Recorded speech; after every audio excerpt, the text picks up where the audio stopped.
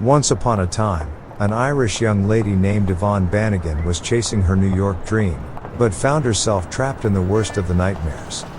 She was called the Vogue grifter. You may have heard about Anna Delvey's story, and this is another glittering dark tale in Manhattan.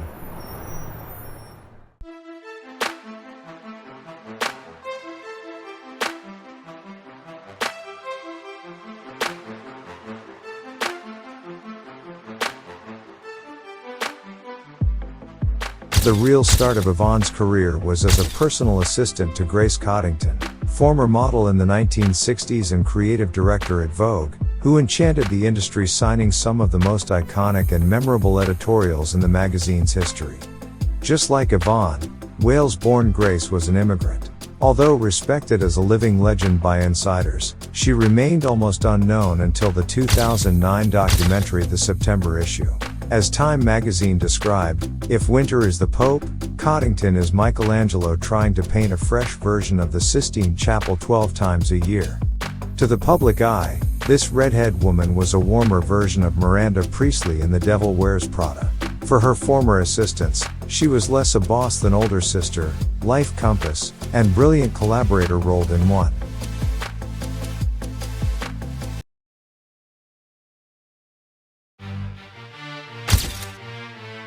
Yvonne was a Dubliner with a fashion dream inherited from her makeup artist mother. In 2013, at the age of 20, she left Green Ireland to challenge the Big Apple. She split between a bachelor's degree at the prestigious Parsons School of Design, an odd job as a greeter at Abercrombie & Fitch on Fifth Avenue, internships in the public relations department at Zac Posen and at Elle magazine. Beautiful, stylish and determined, Yvonne looked the perfect candidate the glossy magazine searched for.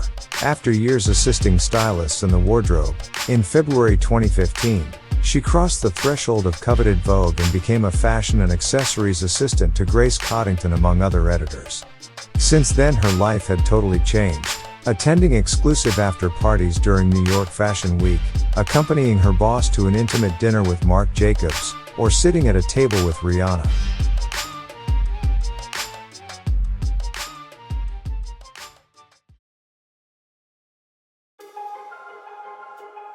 Grace was so powerful that could decide her retirement in her own way. She kept a special at-large position at Vogue and made Yvonne her executive assistant in early 2016 to basically manage her whole life. From that moment on, Yvonne's American dream started to crumble. Her monthly salary would hardly cover what Grace would spend weekly on her cats and on her luxury Long Island house. She shared a two-bedroom flat in the East Village where rents could be $2,500 per month, while Grace sold her memoir for rumored $1.2 million. Not even to mention the pieces from Grace's Louis Vuitton collaboration that were unaffordable for most young women. Surrounded by wealth, Yvonne felt entitled of a slice of that golden cake.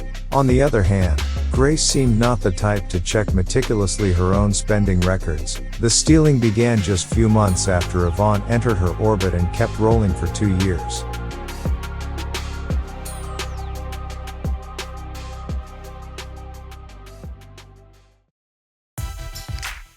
As Yvonne walked into Manhattan's criminal court followed by the flashes slightly moving in a designer outfit, the trial looked like the set of a TV series.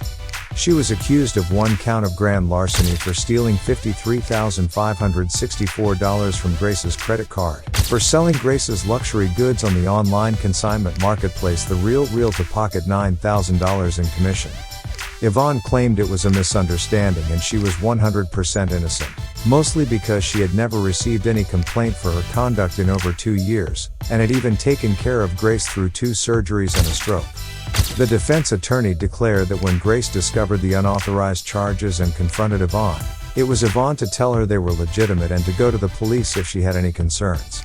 What was certain, however, was the previously close relationship between them. One last Yvonne's post on Instagram showed a signed copy of Grace's book, and the inscription reads, "For Yvonne, with love, Grace Coddington." I was losing my mind, told them I'm fine, wish I was sober. We were just 21, nothing was wrong with our future. According to those who knew her well, Yvonne was a sweet and charming girl, always punctual, professional and ready to help others. But this was not enough to save her. She pleaded guilty of 1 count of grand larceny, admitting only a theft of $32,209, and was sentenced to 3 years probation in addition to the community service.